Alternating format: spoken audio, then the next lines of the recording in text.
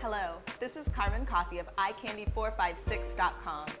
Have you ever wished you could have a personal chef cook for you? Maybe a nice meal after a long day of work? Well, I have the next best thing. Chef Roble of Roble & Company is going to come and talk to me for a bit and then show us all how to cook something healthy, quick, and most importantly, yummy. Hey Roble, can you please tell me when you caught the cooking bug? And was it something that was more innately in you, or did you have a lot of influence from your grandfather, Jesse Harris? Let's see. I remember as a kid watching him cook and just making all this amazing food and admiring that here's this man doing things that I've only seen women do. You know, little kid, it was always women cooking at home and doing it way better than any of them could do it. So I thought it was really cool. Like and I knew that was his job. That's what he did every day.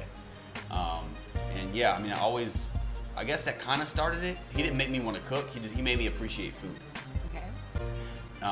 And then just later on, I just really liked to eat. That's what it was. And I think I still enjoy. I know that I enjoy eating more than I enjoy cooking. But there's this thing that went off in my head. It was like, look, if you want to be able to eat the way you want to eat all the time, you're gonna figure out how to cook. So I'm like, okay, I'm gonna figure out how to cook. And then like not too long after that, I went to a book fair. I think I was like the 4th or the 5th grade, and my mom gave me a couple dollars to get a couple books, and I picked up like a Mad Libs book. You know Mad Libs? Mad Libs, I remember that. Yeah, I got one of those, and I got a pastry cookbook. Okay.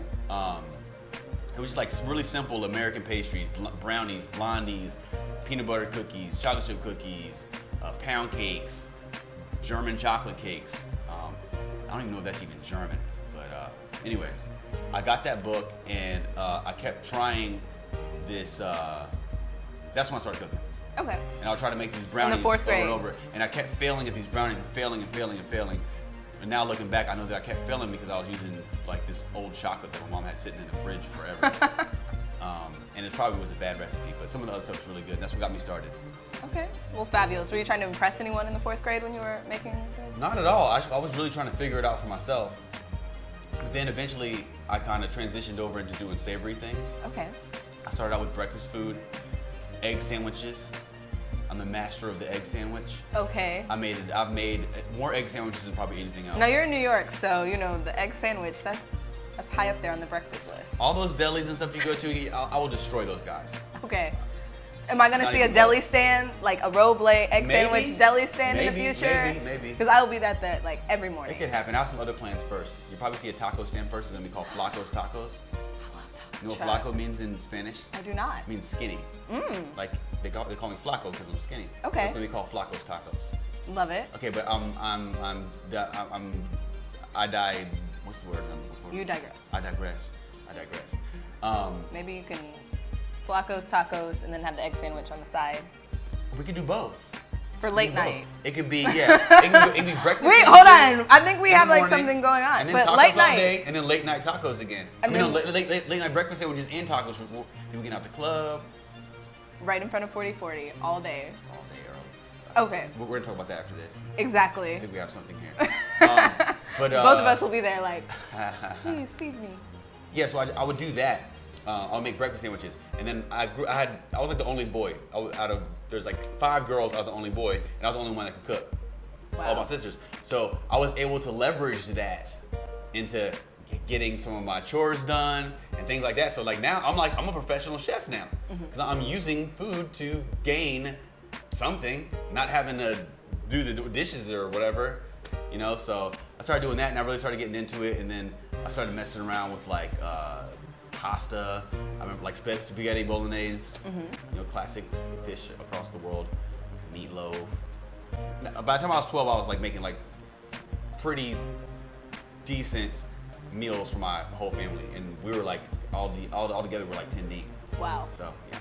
Okay, so aside from 4th grade where it all started, I know that you did begin cooking in the South in H-Town, Houston. In Houston, yep. But you are from New York. I'm from New York. We moved to Mississippi for like a year and a half, and then we moved to Houston, and I lived there for quite a while. So do these 2 places, the South and also New York, influence your cooking, and how? Yeah, well, definitely the South. You know, I had a lot of great soul food and Southern cuisine and barbecue in the South, especially barbecue in Texas. So like I know how to barbecue very well. Southern food is not that complicated, and that's what I like about it. So I have that under my belt, and then being in New York, especially New York City, it's just a melting pot of awesomeness. So you have all different kinds of cuisines. You can go to Chinatown, you can go out to Queens and go to an amazing Greek restaurant, Pakistani restaurants. They got Queens actually has the most diverse food scene in New York City, but that's a whole other conversation. But yeah, so you learn world cuisine in New York City. And then, I went to culinary school in Hyde Park, upstate, so that's where I learned like French technique and, how to be a real professional chef. So yeah, so there's a combination of both. I lean comfort. I don't know what I'm doing, really. I don't have I was gonna say that I lean whatever your food, inspiration is for the day. Yeah, and also, being a caterer, you can't really have a specialty. You can, but you're gonna lock yourself out of a lot of business. So I'm just like, whatever you want. I'm a caterer. I'm here to cater to what my clients want me to do. If I don't know how to do it, I know somebody who does. Okay. All right, well, wonderful. A lot of people have seen your show and may think that success just happened overnight for you.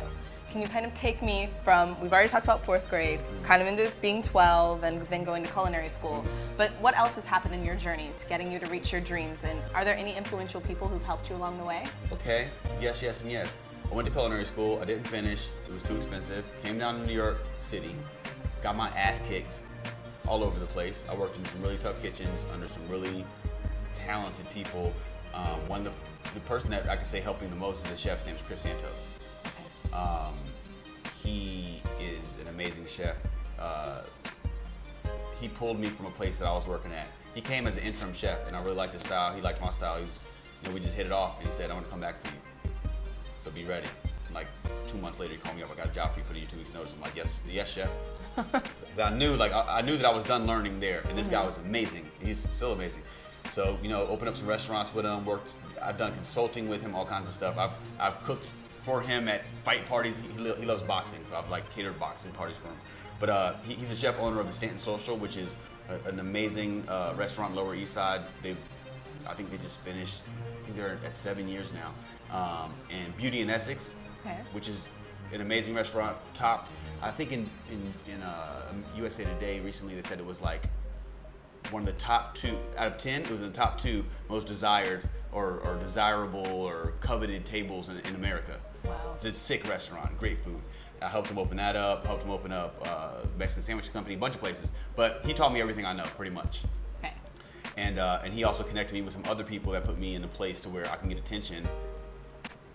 To shift over from being a professional chef to the, I hate this word, but the celebrity chef thing, I don't like that word, but that's what people relate to. Somebody has to pay attention to you.